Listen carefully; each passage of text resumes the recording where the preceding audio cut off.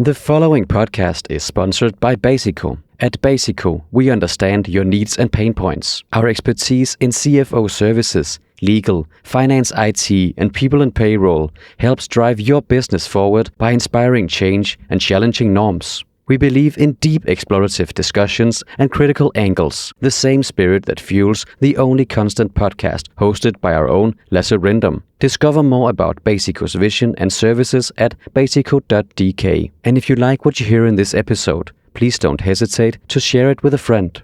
And now Lasse, take it away.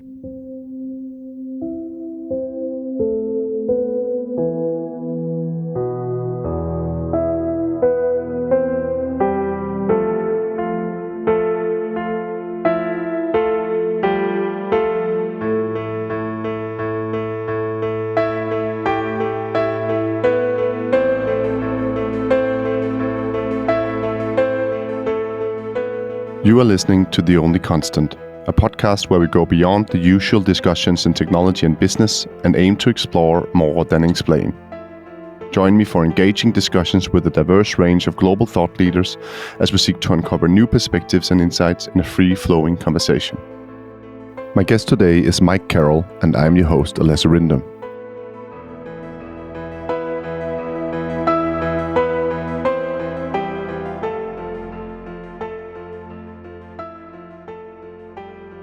Hi Mike, and welcome to The Only Constant. I'm thrilled to have you here with me today for what's going to be a really great conversation. I know we planned some really nice talking points, and I know you're also a very great mind who will take me to some very complex places, I think, or I don't know if you can even say that. But I'm super happy that you're here. Thank you for being here. Well, I'll say thank you for having me. I think the mind probably comes from not having answers. I have more questions than I have answers, right? And then it comes from how do I come up with a better question so I have to work even harder to answer it. But this is the podcast that explores more than it explains. So I think it's absolutely perfect that you. And exactly, that's why I'm delighted to be here, because it's that inquisition, right? Yeah, exactly. And so let's just jump into it. Let's right? do it. Yeah. So, Mike, what is agency and how does it really differ from ordinary deterministic workflows and automations? That is a wonderful question. I think people get stuck when they ask themselves, because agency is thrown around a lot today by people that have automation and they want to basically have something that sounds new to sell that's just the automation of you described as to what they already have. But if you go back to kind of what we do in our lives, an agency can be defined as our desire to shape an outcome, right? And so what we do is we take our understanding of the world around us relative to the context that's going on around us, and we think about what makes things true, and then the actions that we may take to help shape that outcome that is desirable for some future state, right? That we want to enjoy, that will benefit us. And it's that calculation that we go through that creates agency for ourselves. That is what agents should do. They're not the automation of a workflow. It's actually the reasoning that says, I'm going to intervene into the world around me by making a decision and an action relative to how I understand it. And then I'm going to observe the results of that and then iterate my action relative to my understanding and learn from that, and then do it over and over and over again in order to improve my life throughout my life. Maybe do it differently all the time. Maybe doing it differently all the time is also an agency. Always doing it differently, right? That's why when you start out as being one person, you end up being something else, and it's that arc that you go through from that learning relative to your understanding and actions that makes you grow. So is this really what we're looking at also when we're building AI agents, something that will change over time? Because one of my questions is also, are we talking about agency when we talk about these AI agents that everyone's talking about right now? I hope it changes over time. Most everybody that wants to do an agent wants to do something that's fairly specific, that's task oriented, that does something that you construct as you get back a answer to something, right? And then you have to take and reason as to why that answer matters. And so in the future, if you think about the issue with all this stuff, it's no different than in the past since 1975, right? The number of people that have lots of experience in our industry has decreased by about 50%. So it's true that the baby boomers are retiring. I'm one of them. I'm retired, right? And at the same time, because of the way we think about investment, right, marginal contribution analysis, what's happened is that we've added more things to the plants, right, for people to watch because we want to make it incrementally better all the time. So that's been increasing by about 50%. So you've seen this divergence, more things to watch. At the same time, people that have deep tenure, right, more experience to run this stuff has went away by about 50%. So let's give them more things to make decisions about, right? Right? More things to observe, right? Manage. An agent, send them more things to look at, right? Which is an automation of workflow on a dashboard that says, here's some insight that you may want to use to make further decisions about. And our performance has got worse.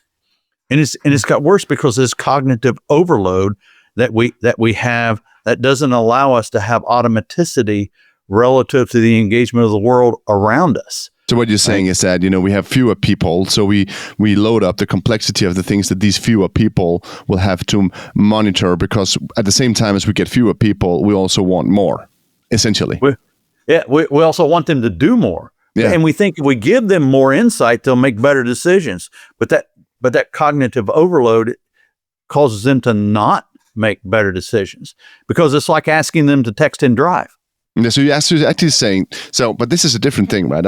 I want to ask you about, if you're talking about agency, when we're talking about AI agents. But if we add agents or AI agents, what you're actually saying is that we're maybe removing the agency or the possibility of agency from humans. We're moving, that's right. It is the same thing, right? Because just because you automate it and you still require people to think through and make a decision, you're still burdening them with the complexity, right? That's the issue. When you have people still think things through and burden them with the complexity, it's not really an agent, right? All it is just adding an extra piece of information to them, right? That makes them have to make decisions across a greater amount of information when that isn't always true. So that's why I said you hope that the AI agents will end up making more decisions instead of just adding more to our decision plate. Right. And so this has been the fallacy in kind of this framework that we've believed all along, is that when you add an agent, if you add burden, right?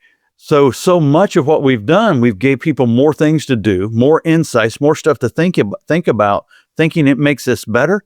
It hasn't. It makes us worse, right? So what is it you need to know? What is it you need to do with it? And when do you need to do it? An agent should tell you all those things. But at the same time, right, so with that wish for the AI agents to actually do that, so we will not be overburdened just by having to make even more critical decisions, more responsibility that we actually cannot get to the bottom of, because we can't overlook all these different details for so many decisions all the time. So at the same time, we will end up having someone being the owner of these agents as well, right? Because it is software. But now we'll just ask the software to make decisions. Is it even possible to get to a level where we think this is not? I know it works in sci-fi, but does it really work in an enterprise setting? Does it work in the world? The risk level, we've never had these kind of tools before that are able to make decisions like that. Also on ambiguity. So it all sounds very nice, right? But what business executive would want just an AI to make decisions with no human accountability behind it? I think just because you have an an agent. So let's imagine this for a second. All the stuff that we have that piles in that requires us to navigate software through all the drop-down menus, that is really just translation of the logic that comes out of a construct from SaaS, right? On to the person that's had to learn the software and then pick that logic up and then navigate that logic to get an insight. All that navigation of complexity, right? That in it to get to a point where you can make decisions, that stuff can all be basically done for us. The question you have to answer is, how do I get my intent into the software? And then how do I get my intent auditable by the individuals who are actually used to navigate that software, so that they understand how it reasoned through that. And the way you do that is you have them help understand, why are you in business? What do you do through process and function that creates that business for you relative to what your customers enjoy? You create this thing called the chain of thought. And then through Pearl's construct, what you do is you create a chain of reasoning that is actually a replication of the human agency model. The very top layer of Pearl's ladder is what we would call our perspective, is how we understand the world, right? It's called a principal causal model, right? And that's where we do counterfactuals. You know, when we create agency for ourselves, we do what if scenarios relative to the interventions we would take through our actions, right? That's the do operator in his math, right? And then we run these simulations in our head that says, what's the best action I can take? That is all reasoning, right? And then at the base layer is the evidence.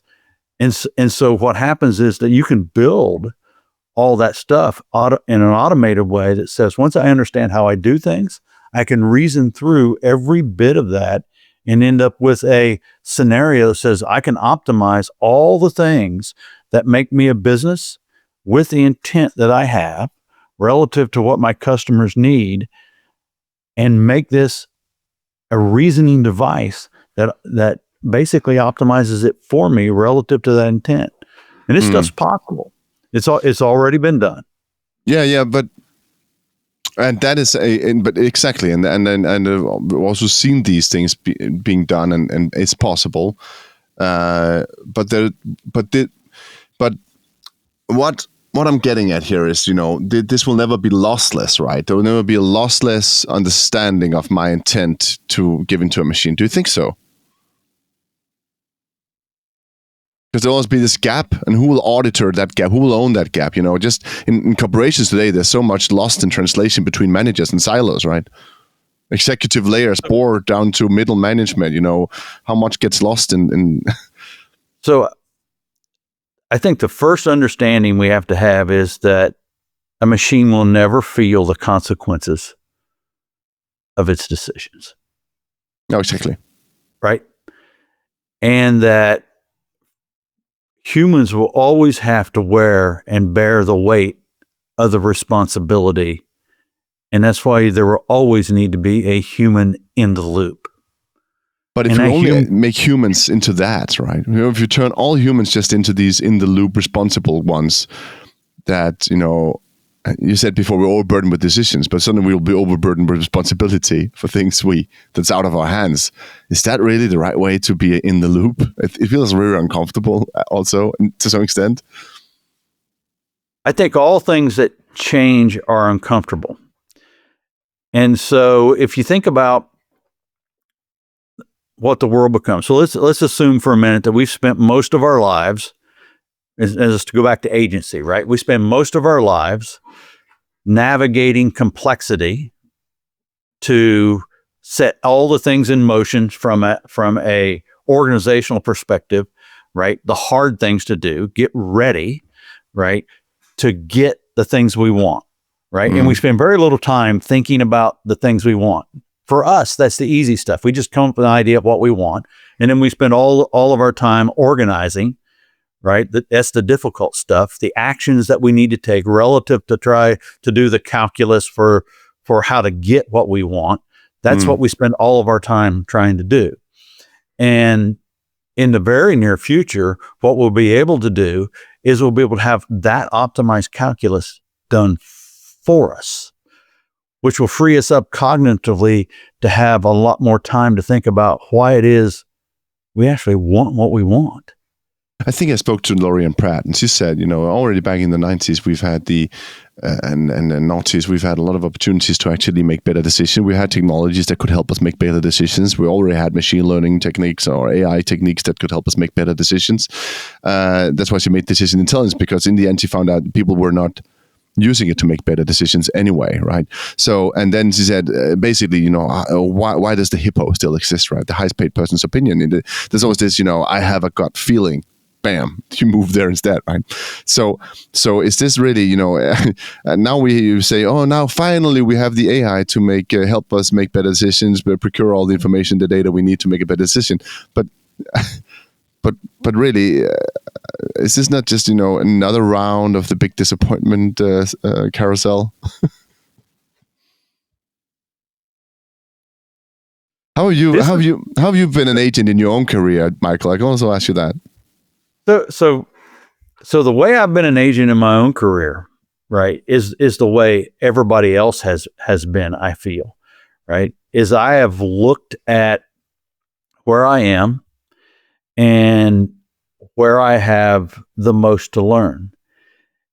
And probably what has served me the greatest is this discomfort.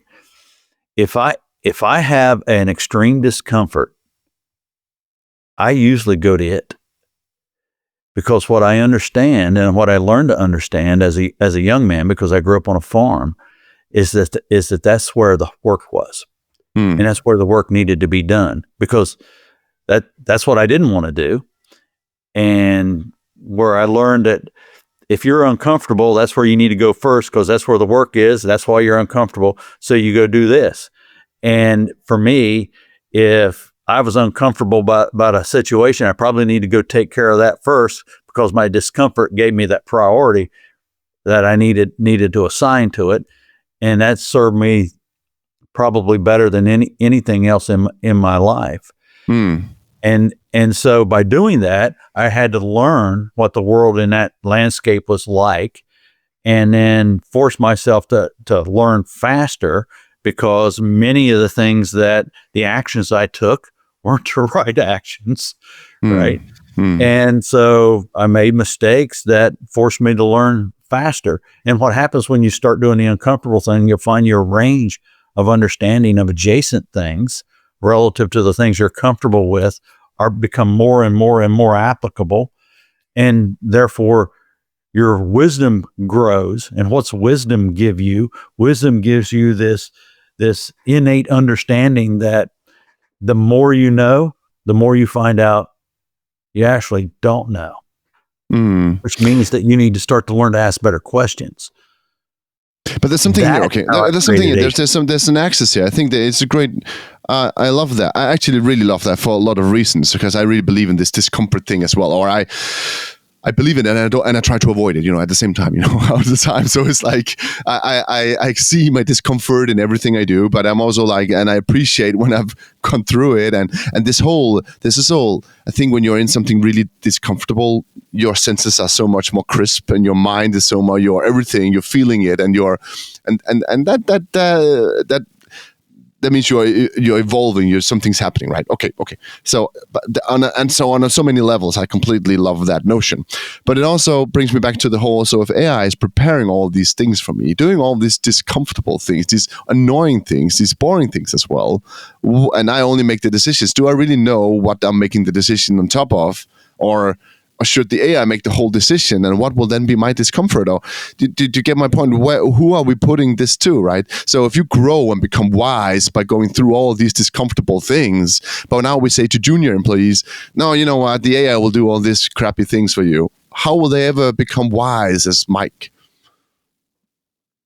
I think we're going to have some discipline relative to what we allow people to mature into, right?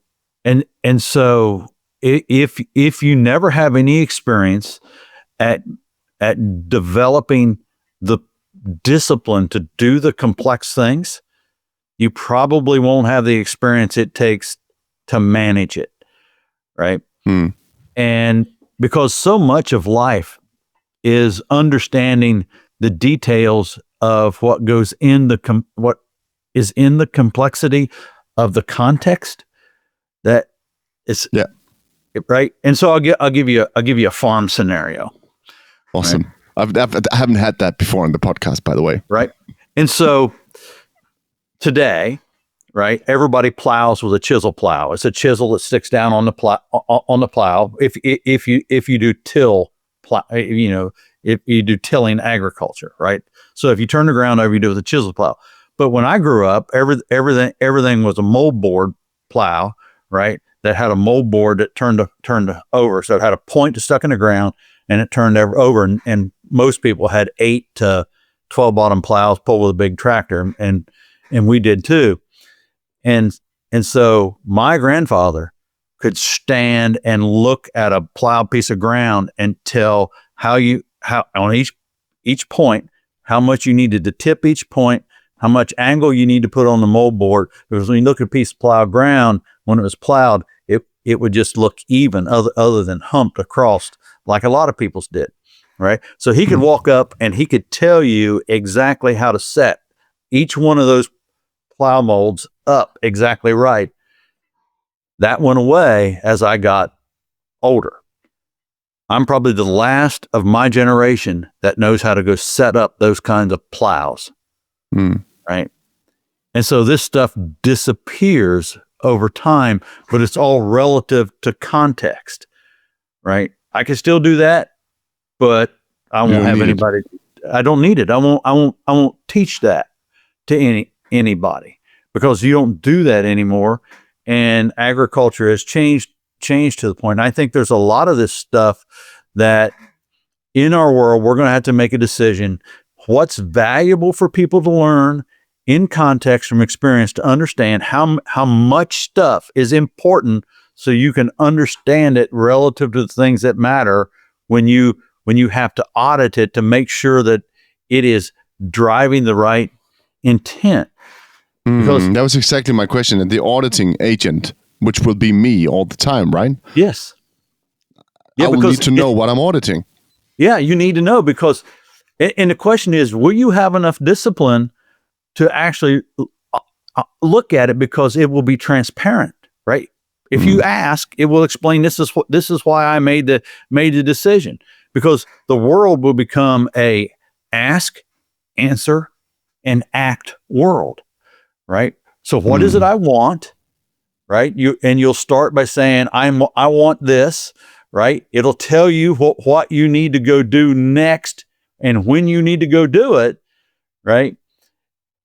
Because it's temporal, right? There's no it'll tell you when because it's not deterministic, right? And so we can talk about that too, because many people think that causality is deterministic, but it's not in our world, right? And so I'd love to discuss that as well, Brian. Right, and so it'll tell you what to go do next and when. Then it's your ability to execute that action to however well you can execute it, right? And so will you have the discipline to actually ask it why it made that decision? Because that objective you're trying to get, that outcome you said that you wanted, right? It'll give you the ideal thing that you need to do. This called a causal arc, right? This causal. It'll also give me, a good explanation. It would just explain whatever I want to hear, right? So it's difficult to understand when is it a good explanation or when is it just an explanation that fits the mold, right? Because it also replies on the context that it has access to. Right, and there's two sides to that, and the problem is that the depth of an employee is, you always know. I would know what Mike has been exposed to, so I would have an idea about some depth context to you, and then the immediate context. But I would never know what an AI agent has of depth context, because it has a very large one that it will pull upon in different scenarios all the time, and then we'll have the immediate context as well. Do you get what I'm getting at here? So there's something when I speak to Mike, I'll be like, I know Mike will probably think of some farming analogy for what I'm asking him about, and so I can trust him to do but you never know what analogy the LLM will pull on. Oh, it's just threw in some Robert Frost here, and now it started talking about when it was in Africa with Karen Blixen, right? So LLM will be good for communication, but there's two sides to that, right? Because most of these agents will be driven from a conversational mode, right? And the LLM would drive the conversation. But in order for the agent world to be truly like we need it to be, it'll be causal, right? So you have causal methodology built into the agents themselves. What do you mean by that? And so it'll have Pearl's math built into it. And so when you think about what causal means, right, in the way that, so we'll go through this scenario.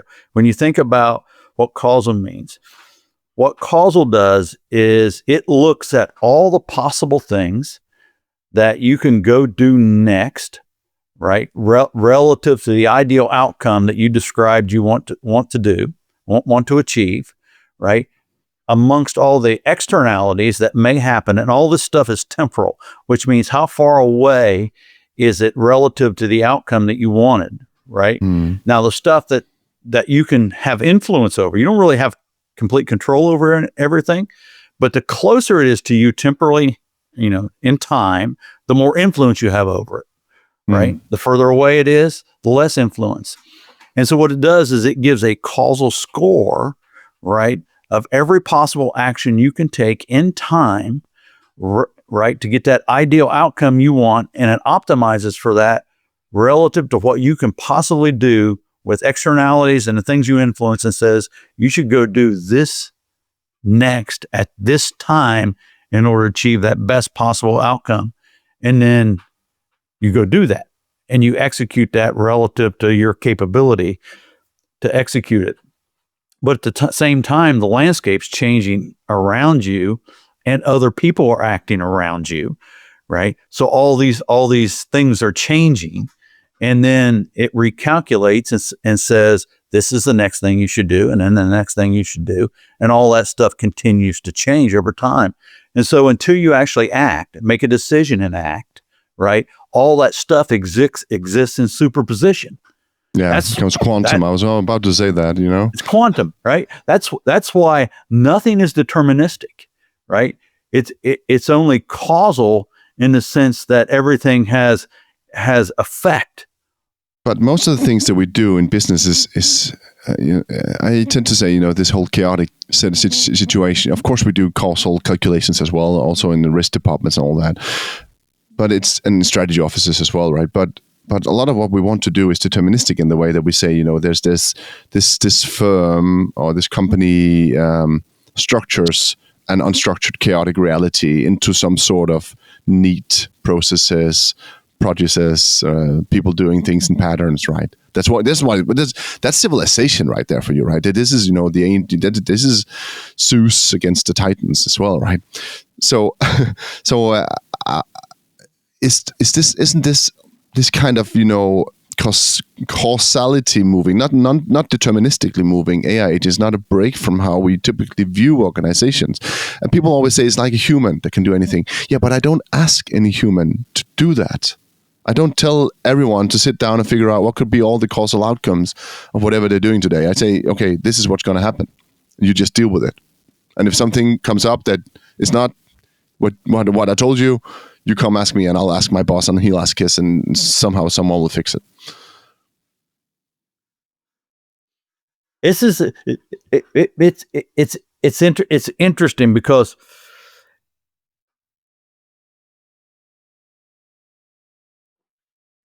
if you take a position that says that however we get there, we're going to have reasoning agents at the edge, right? Mm-hmm. And to some degree they're going to have to be causal, right? In order to have enough fidelity for us to trust them. Mm-hmm. Otherwise, they won't have enough fidelity. And then in order for us to have what we call advantage, you're going to have ubiquitous connectivity, right? Which means that essentially everybody's going to be connected all the time through whatever the technology enables. In the middle, and you almost got there earlier, and we didn't quite get to the conversation there. In the middle, what you have is this architecture, right? And this architecture is the architecture of permission and trust, right? That architecture determines the ability of your agent that's operating on your behalf to manage that complexity for you so that you can get the insights you need to take an action, right? Relative to taking advantage of the connectivity that you have. And so that permission and trust architecture, that space in the middle, right, is where everything happens or it falls apart, right? And so the reasoning agent is up to you to determine, this is my intent, this is what I want, and you'll have lots of companies that build agents in the same way that you have lots of companies that build apps for the Apple Store, right? And these agents will facilitate people in different ways, and they will think and reason for your benefit, and then engage into this platform. So if you think about what happens is that today we live in a world where software essentially is said to us that in order for it to be beneficial for everybody, it needs to be easy, intuitive, and rewarding. Well, that's a problem, right? Because everybody has to design it a certain way, because that means that there's always a burden. So in the future, what you want it to be is you essentially want it to unburden you from having to carry that logic forward in order to get what you need in order to make a decision, because you have to go learn the software, and then you have to understand somebody else's logic that built a database, right, in order to get the information out of it in order to make a decision. So what the agent, go ahead.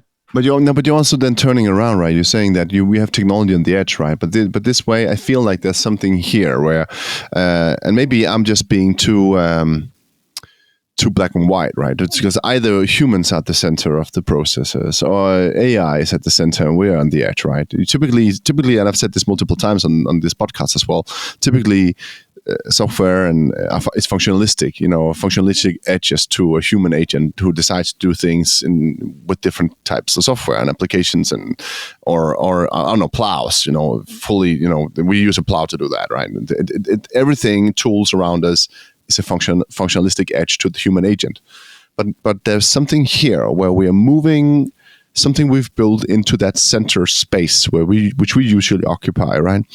And that does change something fundamentally, doesn't it? It sounds sometimes in what you say, like it's some of the things you're saying sound like it's a continuation of everything we've seen before, and some of it sound like it's a complete break with everything we've seen before. And I'm just trying to figure out, get the black and white answer here. Yeah, so I think it completely overturns. Because I'm binary. Yeah, I'm very binary. No, I think you ask great questions, right? Because out of all this, if we can get people to ask better questions, we're all better off, right? Yeah. Because I haven't figured this all out, because I'm trying to think about this in different ways. And so if you say, if I don't have to navigate technology in the future, and if I am unburdened in a way that it frees me up cognitively, right, so that now I can think more about what it is I want, right, and when I do that, my engagement with this, call it a real agent, right, my engagement with the real agent through a dialogue that says, this is my intent, and in that conversation it gets purpose out of my intent, because it's the conversation, right? Once I describe my intent, the further conversation drives the purpose, which then drives on the context. Now I become understood, right? Right. And so now that I'm understood, so I'm unburdened, I'm empowered to become understood, right? The minute that happens, I feel like I'm included. And it's that inclusion that changes my perspective. And that perspective means that I'm no longer separated, because it's that architecture in the middle of permission and trust that creates 1 degree separation between you, because of the agent, between you and all other people on the planet and all other things on the planet. So what you're saying is that, I don't know if this is what you're saying, but what you're saying is that typically the way we approach software today is that we have a human agent and we have extremely complex software out there that sort of estranges us because it is built on its own logic or someone else's logic all the time. Yes. What becomes possible with the AI agents is that I can actually go into a sort of symbiosis with it, where it understands my purpose, and then the system will sort of mirror my intent all the time, and thus become not an alternative agent, but an extended agent of me. It is you. It is you, right? Because cyborg agentics, Michael Carroll. Is that what you're talking about here? No, that was a joke. No, it's a good one. It is you, because you're the one delivering content and purpose and context, and you're auditing it. Now, the question is, I'm changing the technology with my context. Yeah, but you're right. You're. Will I have enough discipline to make sure that happens? And that's the frailty we have as you're a humanist. You know this about us, right? And so this is the debate Eddie Obang and I have, right? And I love Eddie, right? And Eddie's a humanist like you are, and Eddie says people are lazy. I got to agree with him, right? And when things become easy, well, sometimes not you. You're not lazy. You grew up on a farm, so you take all the uncomfortable stuff. Right? Yeah, exactly. But when things become too easy, sometimes we can fall back, and then things happen that you don't enjoy. So, but I think that makes. I think it makes a lot of sense. I think it also gives a different perspective. I actually think it's obvious, and I've also heard, it reminds me also of one of the stories in Kai Fu Lee's AI 2041, where he describes a kind of similar scenario where it becomes sort of, an extension of a person. It's just a very, very different way, obviously, of looking at software and looking at, business applications and enterprise architecture, because now suddenly becomes, but it still does not. Because we still, as humans, arrange ourselves in communities, in corporations, in companies and enterprises. So that you get enabled by an agent, right? And it doesn't mean that you are more aligned with everyone else who does the same with their own agent. So isn't that maybe the next problem then? That then suddenly you have these islands of human agent collaboration that become disconnected from each other, and will that not change how humanity arranges ourselves at some point? Or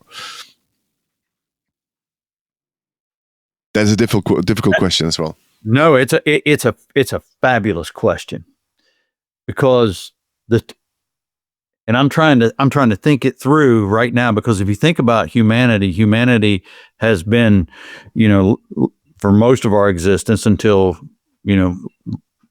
recent humanity, it's been 2 dimensions, right? It's been this degree of heterogeneousness and inequality, right? So if you look at society, it's been this hierarchy of inequality of how things are distributed, right, between individuals, and then the heterogeneousness of society in the way that society participates.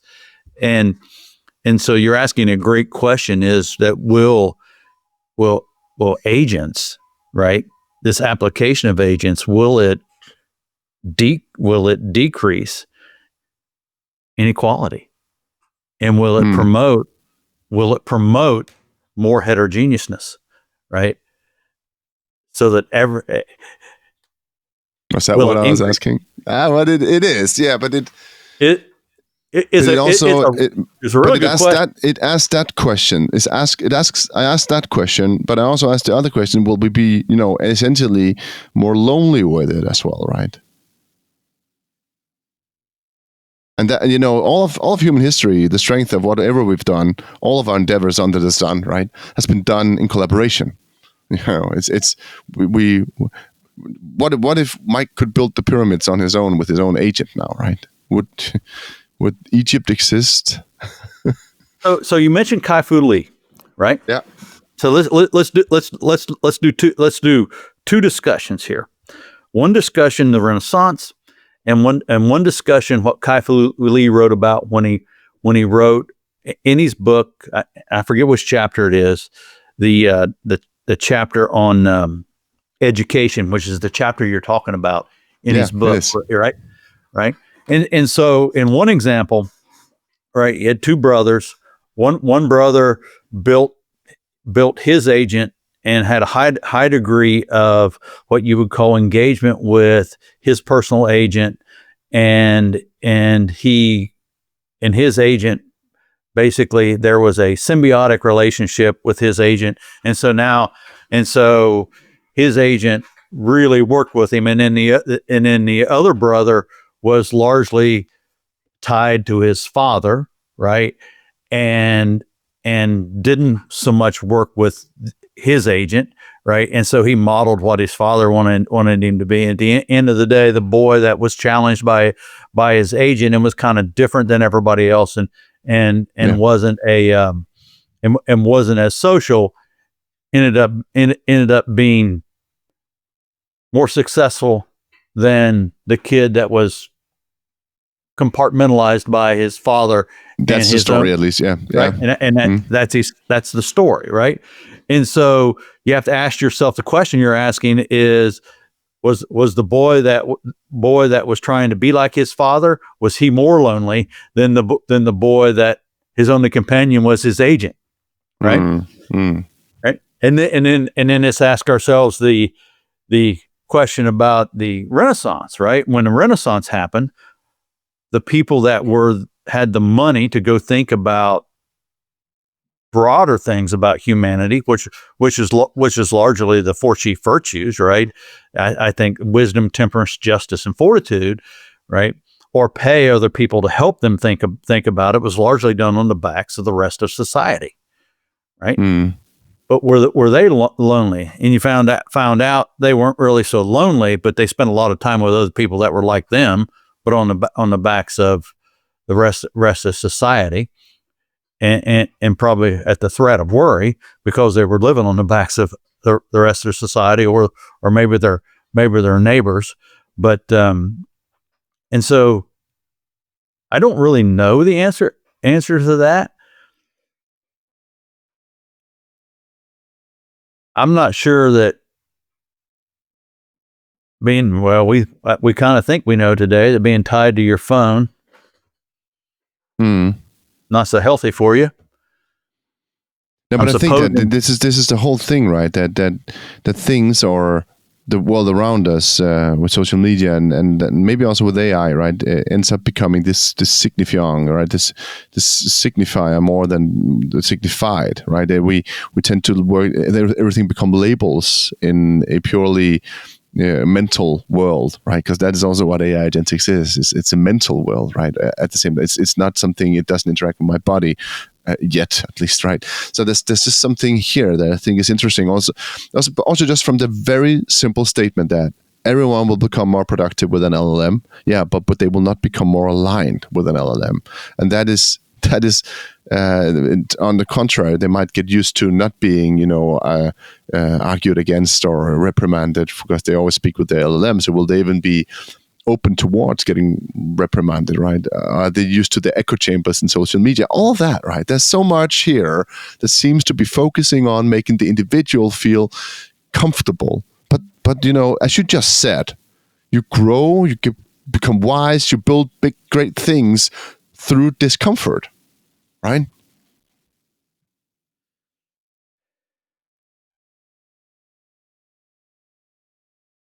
What do you want? So let's ask ourselves this question, right?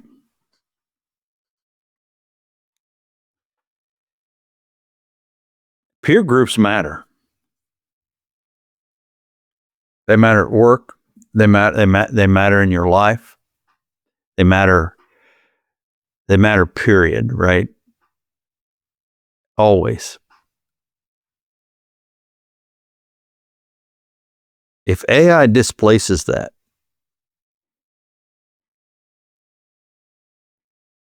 what's your peer group?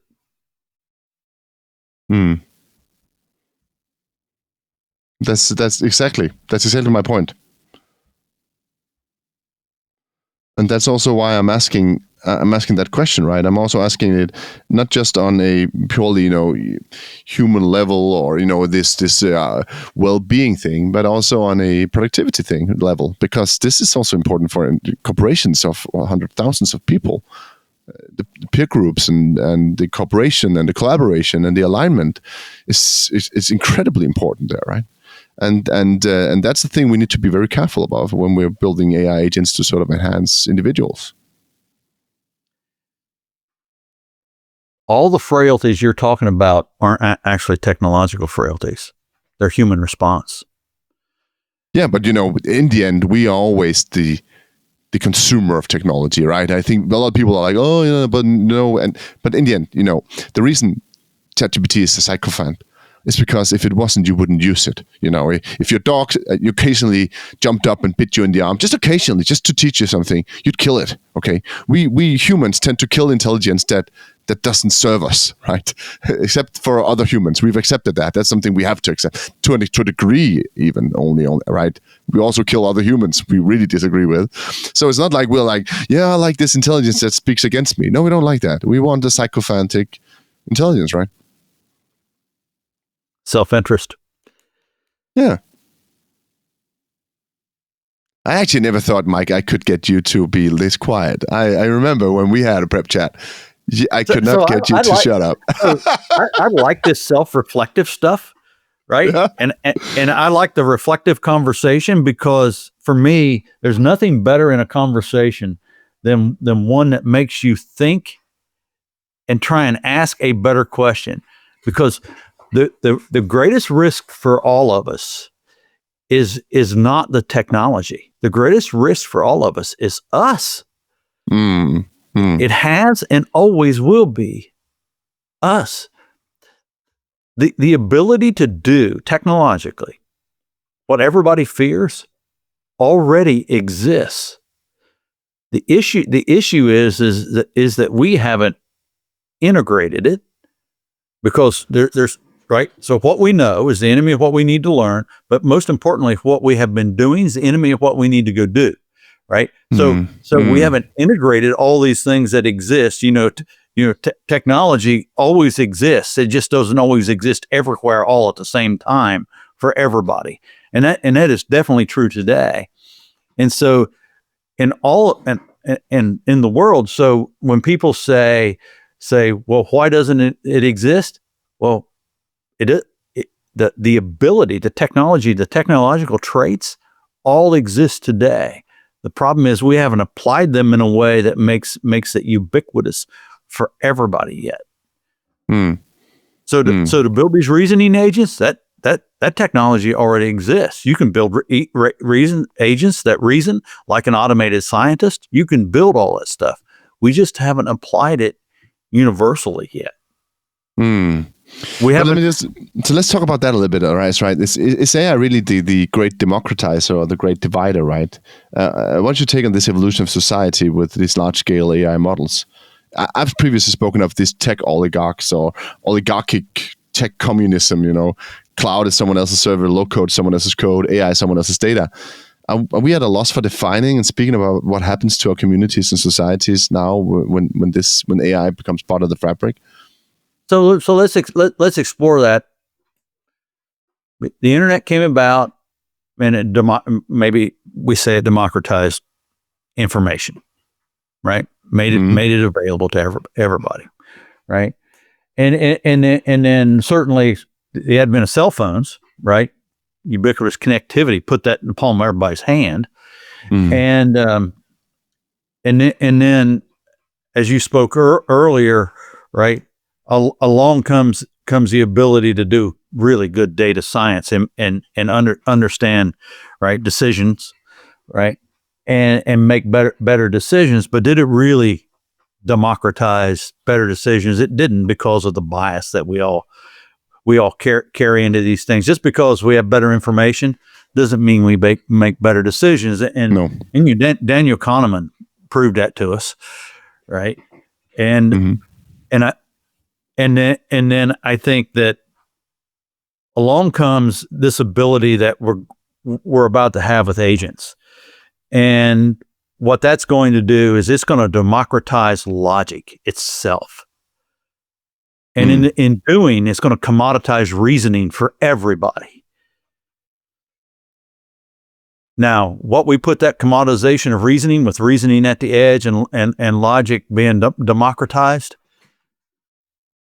that's going to unburden a lot of people from having to calculate how to get what they want. It's going to unburden them from a lot of discomfort, Michael. Yes.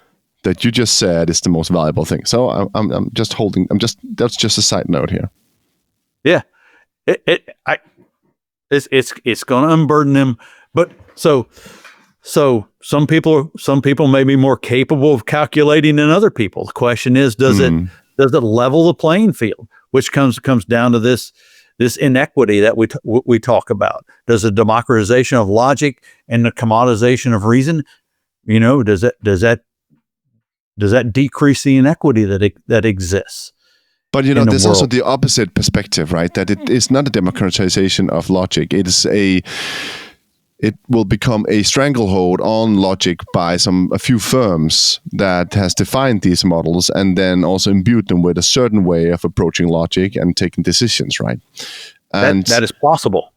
That is very possible. You already see these models, right? That was a big curtain fall also a couple of months back when OpenAI went out and said, "Sorry, our latest model was too psychophantic," and then everyone was like, should have been like, "What? So you're controlling how it responds? It's just the raw LLM?" Of course they are, right?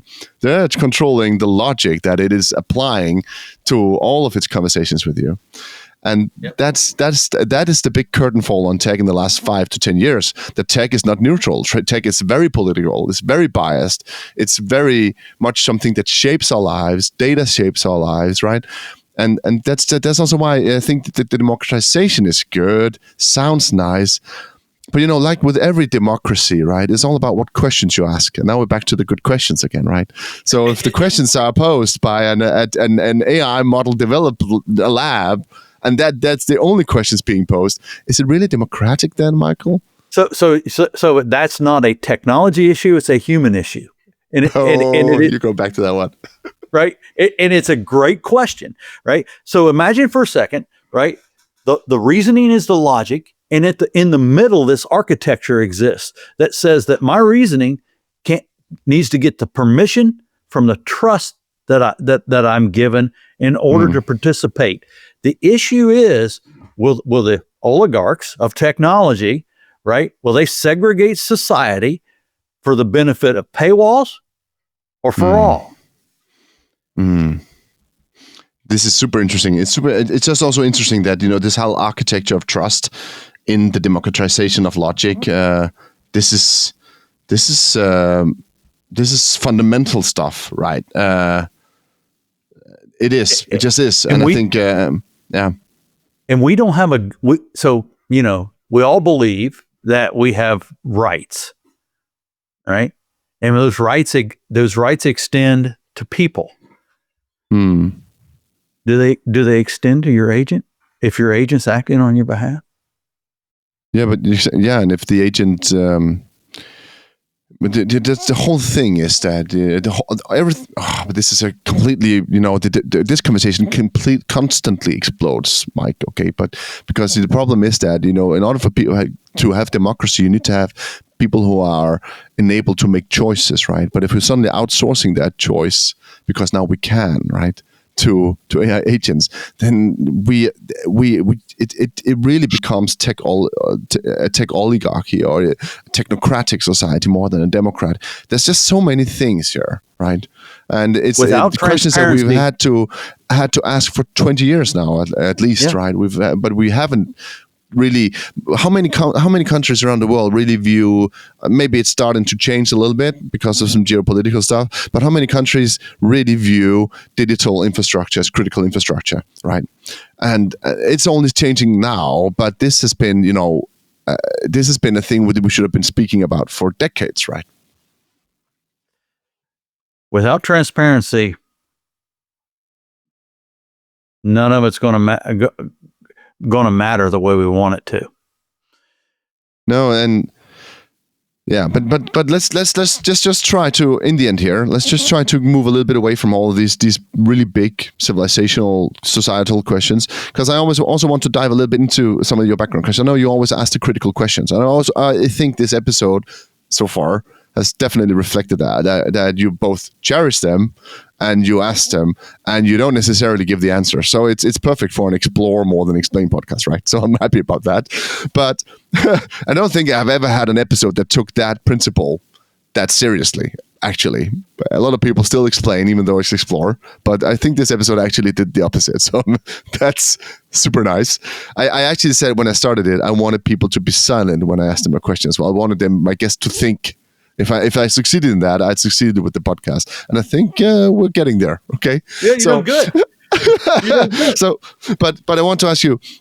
You always ask critical questions, right? You've done that your whole career. You built a career on asking these critical questions. Like you told me when we spoke before this episode that like you ask companies, why can't we be Amazon, right? And because they were like, oh, we're not Amazon. Yeah, but why can't we be, right? So ambitious, aggressive questions, discomfortable questions as well, right? So I'm just asking you now, what is the critical, discomfortable, ambitious questions that companies need to ask themselves now in 2025 and in 5 years? I think the critical question you have to ask yourself right now is, do you really understand how you make money today? Is that the same way that you will make money in 5 years? And is it the same way you will make money in 10 years? And when you look at what's going to make you competitive today relative to how you make money and how you make money in 5 years and in 10 years, are they different? And is the structure of your company going to be the same when the way the world is architected is different? Because structure enables you to be effective, right? And so the way companies are built today is the same way they've been built since the 40s and 50s, is that information basically goes up, decisions come down. And now that there's no longer much brick and mortar, and so let's say that the silos are transparent, you can see where the information is, versus in the 50s you couldn't see, and that architecture worked at human speed. But today we don't live and we don't work at human speed. We do that at digital speed. So all the inmates, and I'm saying inmates, right, wherever you sit, you can see where the information is, but you can't get to it. But everything is trapped behind a gate, right? And that gate is a leftover relic of the architecture that still exists in the company that is there to preserve, right, that architecture. And what happens is you create this decision latency, and which is really represented by a lack of decision velocity in the company that disadvantages you relative to somebody that doesn't have this. And so in the future, will you need to have that kind of architecture in order to be competitive, or will it create this disadvantage for you? And the answer is probably that if you have that architecture in the future and everybody else comes to an architecture where they have extreme decision velocity, right, where agents do most of the heavy lifting and guardrails replace gates for decision making, you're probably going to be disadvantaged. That's the reality that most people will have to face. And and do you really understand what your customers value? Do you understand that without your customer being in your ecosystem, you can't really understand how they make decisions? And you mentioned Amazon, right? When you're in Amazon's ecosystem, they can model how you make decisions relative to the choice architecture that they use on their platform. And they do it by basically understanding, in order to become a customer, you have to make a sacrifice. That sacrifice is always relative to your next best alternative. The sum of those components that make up that sacrifice is the effort it takes to engage to get what you want, which has some value to you, right? The trade value, the thing you're trying to get itself, and the time to reward if it's B2C, right? If it's B2B, it's a confidence factor. I'm going to get it when I need it, right? That has a intrinsic value to you too. They're always trying to drive those down, right? Relative to your ability to get up and go to Walmart, right? And then they segregate the market through Prime, which means it's a way of sending the customers you may not prefer to your competitor. That is not a chess strategy. That is a go strategy. Yeah, but that you mean? Pardon me? By that you mean what? Just explain that. By that, what I mean is, but a go strategy is an Eastern strategy that says you use your pieces to conquer territory, right? It's not a game of attrition. It's a game of conquering territory. Yeah, exactly. And so what you're saying is that if data and decisions are locked in these old ways of working, these hierarchies that we're usually working, and you're still working, I'm gonna interpret this as and you're still working in an enterprise architecture instead of a cross-company architecture, basically. So if you're still working with what you could call categories, right, a categorical setup, basically, then you might be doing it wrong in a world where all of these things will become more fluid.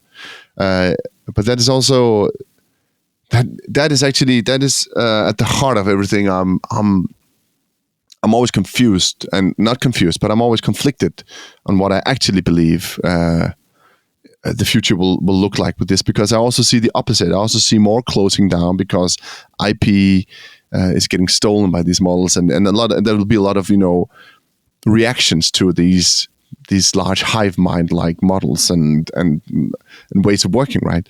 And it's this counterculture that's going to be really interesting to see how that unfolds with this technological wave, right? That will make data, decisions, architectures more fluid. Then you'll have a counterculture saying, but maybe not, because there's also some value in not doing it, right? There's some holding on to your money and holding on to your IP and holding on. It's in essence, IP is capitalism, right? And if we start making all that fluid as well, then you're making capitalism, not capitalism. Things are just. What you're saying is quite revolutionary, Michael, right? And you can do that now because you're retired, right? Yeah. So it's going to come down to the decision speed, and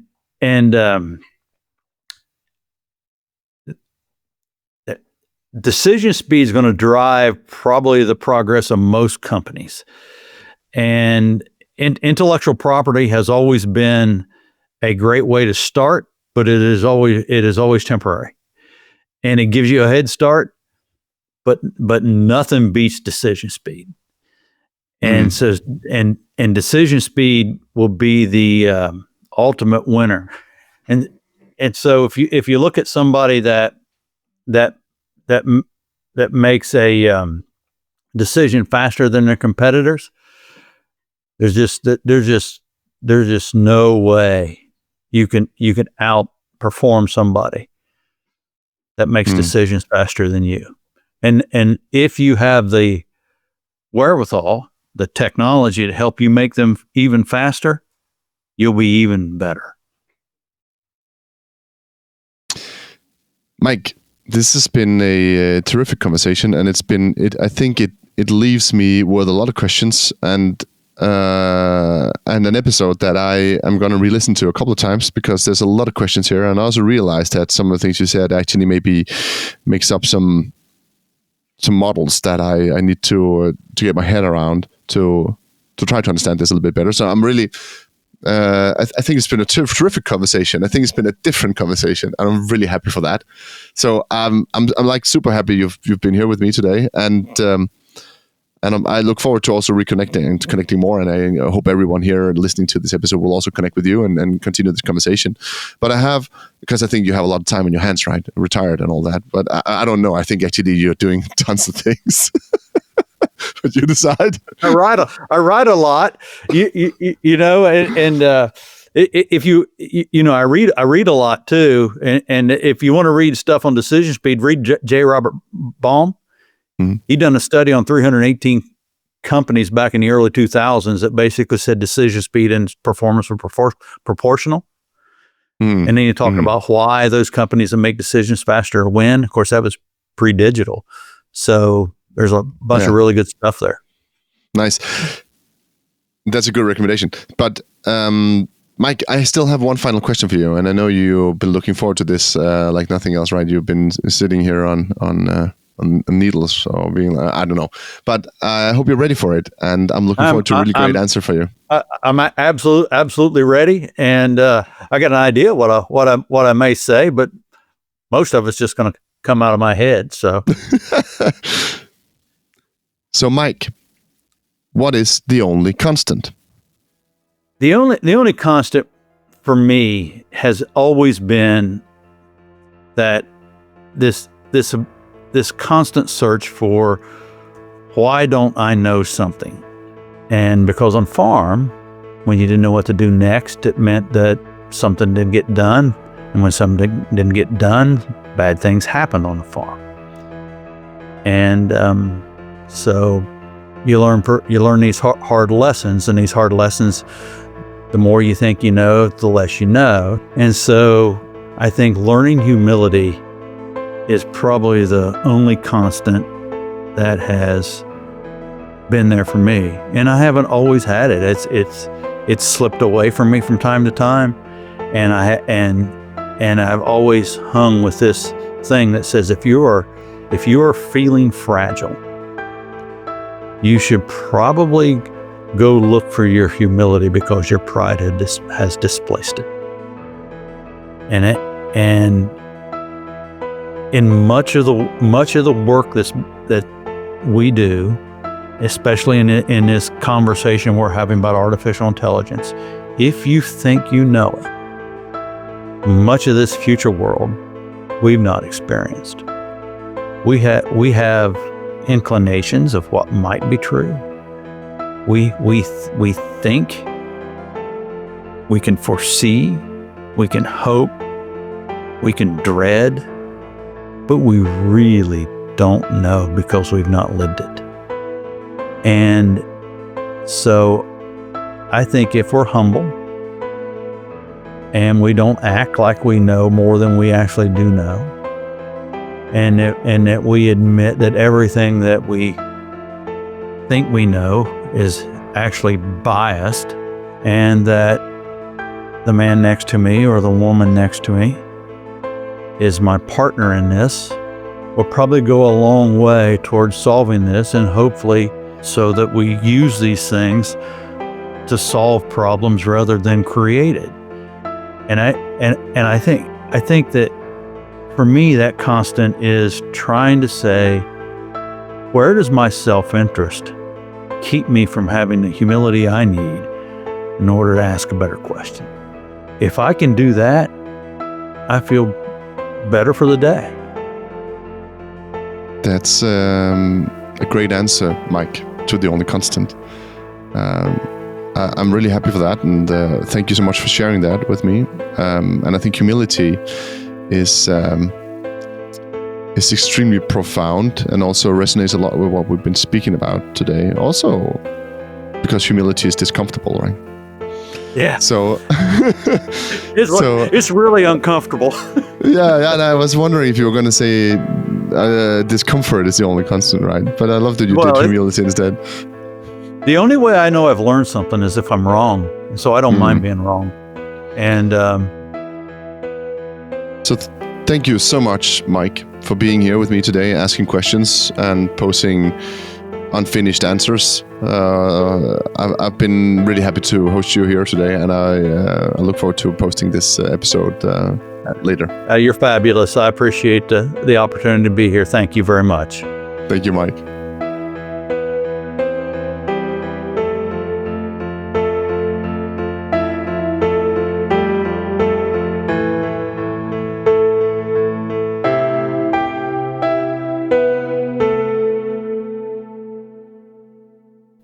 Thank you for listening. If you liked this episode, share it with a friend or a colleague.